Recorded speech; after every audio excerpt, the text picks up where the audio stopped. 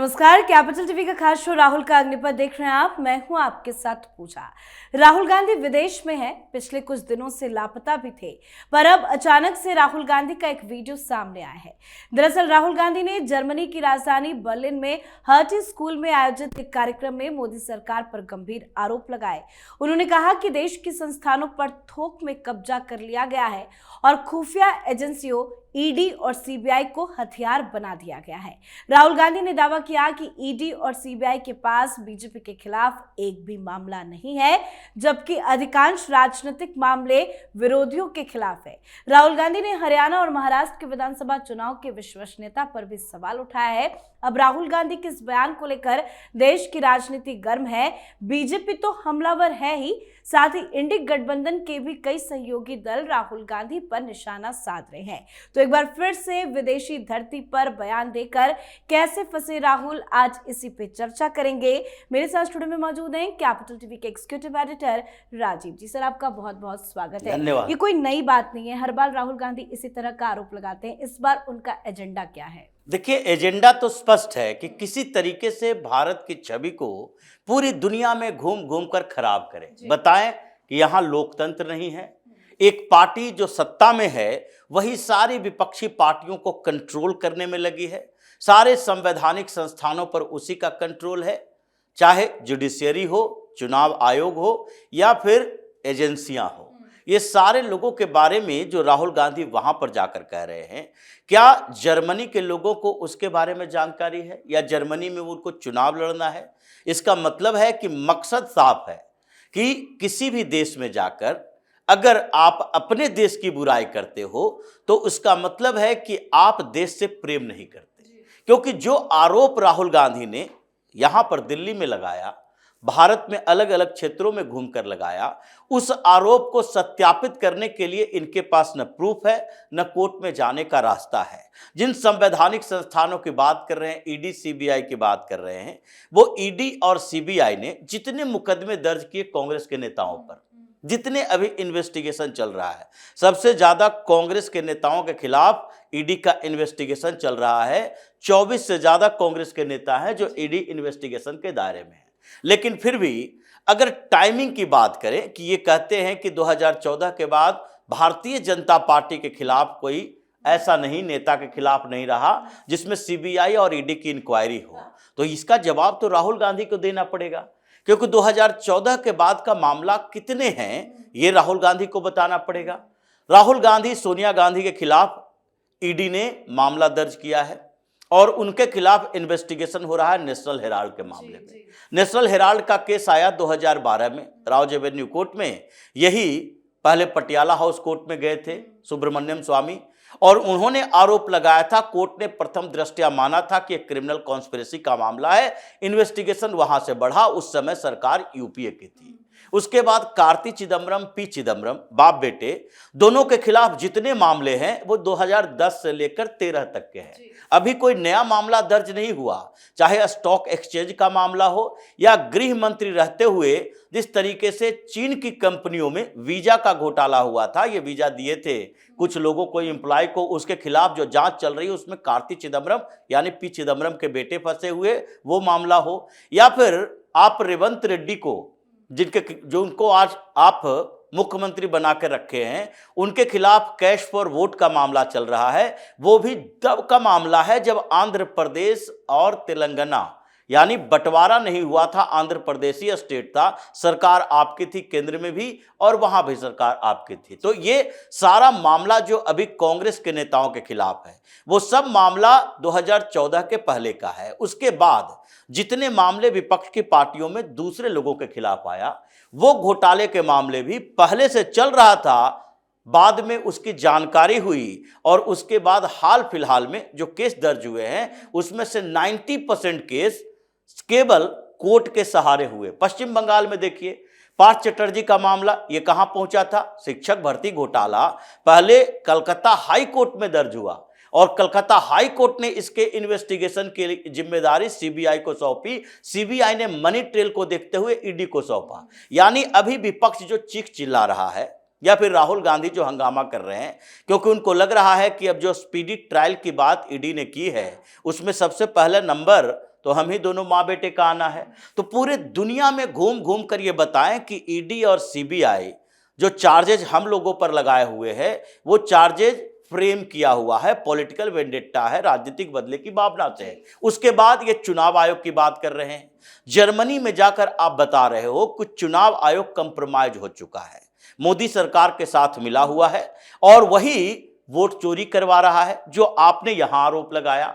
आपने जब यहां आरोप लगाया तो चुनाव आयोग ने आपको चैलेंज किया, पहला एफिडेविट दायर करने का, दूसरा अगर आपको लगता है तो भारतीय जनता पार्टी के साथ कंप्रोमाइज है तो आप सुप्रीम कोर्ट में जा सकते हो, हाई कोर्ट में जा सकते हो। ये जो हाई कोर्ट और सुप्रीम कोर्ट को भी अगर कहोगे कि हमारे साथ नहीं बल्कि सरकार के साथ कंप्रोमाइज किया हुआ है तो ये देखने वाले विश्वास नहीं करेंगे, क्योंकि आपकी सरकार रहे या न रहे सिस्टम के कई पहलू ऐसे हैं जो आपके हाथों में है, आपके कंट्रोल में है, आपके पास वकीलों की फौज है। इसलिए तो ये जस्टिस स्वामीनाथन के खिलाफ इंपीचमेंट लाते हो। किस बात के लिए? क्योंकि उन्होंने एक फैसला दिया कि नहीं, ये जो मदुरई के पास पहाड़ी पर मंदिर है और बगल में दरगाह है, दरगाह के एडमिनिस्ट्रेशन प्रशासन ने यह आरोप लगाया कि वहां दीपोत्सव नहीं होगा, दीपदानम नहीं होगा, और जस्टिस स्वामीनाथन ने उस पर फैसला दिया कि इससे किसी कम्युनिटी के मजहबी धार्मिक भावना को ठेस नहीं पहुंचता, इसलिए दीप महोत्सव होना चाहिए। और आपने इंपीचमेंट लाने के लिए 120 सांसदों का दस्तखत करवा लिया, जो कि भारत के इतिहास में यह पहली बार देखा जा रहा है कि किसी जज के ऊपर इंपीचमेंट इस कारण से लाया जाए क्योंकि उसने फैसला दिया है और हिंदुओं के समर्थन में दिया है। नहीं तो ये पूरी जुडिशरी आपके साथ खड़ी है, बुलडोजर एक्शन पर प्रतिबंध लगाना, रोक लगा देना, कांवड़ यात्रा पर के समय नेम प्लेट पर रोक लगा देना, उसके बाद इन लोगों ने जितने फैसले दिए इलेक्टोरल बॉन्ड के खिलाफ दिए, सब तो आपके समर्थन में फैसले दिए हैं। फिर भी आप कहते हैं जुडिशरी हमारे साथ नहीं उनके साथ है। और उसमें चुनाव आयोग एसआईआर की प्रक्रिया को लेकर जब आप सुप्रीम कोर्ट में गए तो वो ऐसा मामला ही था जिसमें जज चाहकर भी उसमें चेंज नहीं कर सकते थे। वक्फ बोर्ड पर आपके कंप्रोमाइज करने की कोशिश की, लेकिन फिर भी जब सरकार ने एफिडेविट दायर किया तो उसके बाद सुप्रीम कोर्ट के जजों को लगा नहीं ये अति हो जाएगा। तो ये जो सिस्टम बना हुआ है जुडिशरी का, उसमें भी आपकी विचारधारा के साथ चलने वाले जजों की संख्या अभी भी ज्यादा है। एक दो ऐसे जज आते हैं जो अगर हिंदुओं की बात करें, देश की बात करें, उन सब के खिलाफ आप लोग हंगामा खड़ा करते हो, जैसे जस्टिस शेखर कुमार यादव जिन्होंने कहा कठमुल्ला शब्द का उपयोग किया, यूसीसी को लेकर आपने इंपीचमेंट ले आया। उसके बाद हैदराबाद का एक जस्टिस जिन्होंने कहा कि हैदराबाद का वो क्षेत्र जहां पर इतना जाम लगता है, हंगामा होता है, ऐसे लगता है कि ट्रैफिक में चलते हुए कोई पाकिस्तान का क्षेत्र है जो वहां पर पुलिस की कार्रवाई नहीं होती, उनके खिलाफ आपने हंगामा किया। यानी कि आप चाहते हैं कि एन केन प्रकारेण पूरी दुनिया में वो स्थिति पैदा हो कि प्रधानमंत्री मोदी देश का नेतृत्व करने के लिए जब जाएं तो वहां पर उनकी किसी तरीके से उनकी फजीहत हो और यहां पर बैठकर ये मुस्कुराएं, कहें कि देखो पूरी दुनिया में भारत की डिप्लोमेटिक हार हो रही है और प्रधानमंत्री मोदी देश की प्रतिष्ठा को नुकसान पहुंचा रहे हैं। ये इनका एजेंडा है। लेकिन इस एजेंडे पर चलते हुए राहुल गांधी उस जगह पहुंच गए हैं जहां से अब आईबी, रॉ और इंटेलिजेंस एजेंसी जिसके ऊपर ये आरोप लगा रहे हैं, ये भी अब अपना इन्वेस्टिगेशन की दिशा चेंज कर रही है कि जर्मनी गए आप, हाटी कॉलेज से बाहर नहीं गए। ये प्रोग्राम जो ऑर्गेनाइज करवाने वाला है वो प्रोफेसर कैरोलिना वॉल, वो ट्रस्टी है उस यूनिवर्सिटी का, सेंट्रल यूरोपियन यूनिवर्सिटी का, जहां पर फंड मिलता है सोरोस के ओपन सोसाइटी से। यानी कि आपका पूरा का पूरा नेटवर्क उस व्यक्ति के इर्द गिर्द चलता है जिसने भारत में डेमोक्रेसी की हत्या की बात की, जिसने मोदी को हटाने के लिए मिलियंस ऑफ डॉलर खर्च करने की बात की, जो आपके इर्द गिर्द चलता है और भारत में सबसे बड़ा ड्रग का नेटवर्क का वो मालिक है। यानी आप देश को विदेशियों के हाथ में बेचने की कोशिश कर रहे हो तो इन्वेस्टिगेटिव एजेंसी तो आपके पीछे पड़ेगी। जर्मनी में ये प्रोग्राम कब हुआ इसके बारे में जानकारी नहीं है। एक ही दिन में 2 प्रोग्राम शूट हुआ, इसके बारे में भी जानकारी नहीं है कि जिस समय इंडियन ओवरसीज कांग्रेस की बैठक चल रही थी, राहुल गांधी वहां बात कर रहे थे, उसी समय किसी दूसरे जगह पर उसी कॉलेज की स्कूल के अंदर उन्होंने एक 1-to-1 प्रोग्राम किया कुछ छात्रों के साथ, और वो वीडियो 4 दिन बाद आया। जैसे कि आईआईटी मद्रास का प्रोग्राम इन्होंने किया था छात्रों के साथ, और वो 10 दिन के बाद अपलोड किया गया कि नहीं अभी राहुल गांधी यही है, जबकि उस समय राहुल गांधी विदेश दौरे पर थे। तो ये सारे प्रोपेगेंडा जो ये कर रहे हैं अपने कुकर्मों को छिपाने के लिए, अब वो सब बाहर आने वाला है। गद्दार गैंग के साथ इनकी मिली भगत जो चल रही है, इसलिए आज कई नेता जो विपक्ष में बैठे हुए हैं वो भी राहुल गांधी का साथ छोड़ रहे हैं। डीएमके जिनके जो सहयोगी पार्टी इनकी है, उसके नेता कह रहे हैं कि नहीं विदेश में जाकर ऐसी बातें नहीं करनी चाहिए।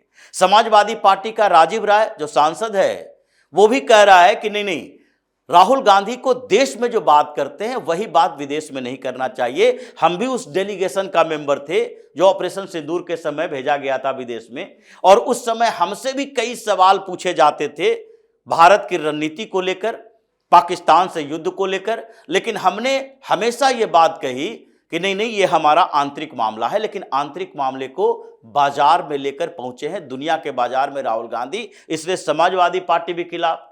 उसी तरीके से कम्युनिस्ट पार्टी जिसके साथ केरल में ये लोग एक दूसरे से लड़ रहे हैं और पश्चिम बंगाल में एक दूसरे से गठबंधन कर रहे हैं, कम्युनिस्ट पार्टी भी सीधे तौर पर कही। जॉन ब्रिटास ने कहा कि विदेश नहीं जाना चाहिए था, और विदेश जाते हैं ऐसे समय में तो उनको ये ध्यान रखना चाहिए कि देश के बारे में विदेश में जो बात करते हैं उसमें आपको देश की छवि बेहतर करने लायक बातें होनी चाहिए। आपको ये नहीं कहना चाहिए कि हमारे देश की अर्थव्यवस्था, हमारे देश के मैन्युफैक्चरिंग सेक्टर, हमारे देश की डेमोक्रेसी सब ऐसे अनस्टेबल तरीके से है जैसे पाकिस्तान से भारत की तुलना कर रहे हो। इसके कारण विदेश में जो बैठे हुए जो लोग हैं, कारपोरेट हाउसेस है, जो इन्वेस्ट करने की कोशिश भारत में कर रहा है, वो तो यही मानेगा कि जैसे पाकिस्तान में अराजकता की स्थिति है, इमरान खान जेल के अंदर है और उसके लोग सड़कों पर आए हुए हैं, भारत में भी विपक्ष की पार्टियां ऐसी स्थिति में है कि हमेशा आंदोलन हंगामा करते रहेगी,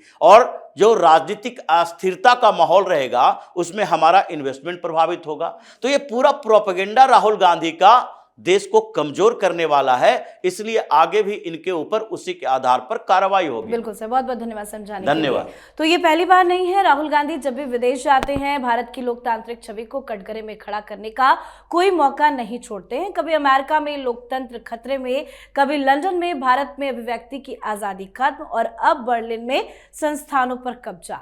देश की छवि खराब करना ये राहुल गांधी का धंधा बन चुका है। राहुल गांधी एक बार फिर से फंसे हैं अपने ही शब्दों में, अपने ही एजेंडे में। तो आप भी अपनी राय कमेंट करके लिखिएगा। देखते रहिए कैपिटल टीवी। नमस्कार।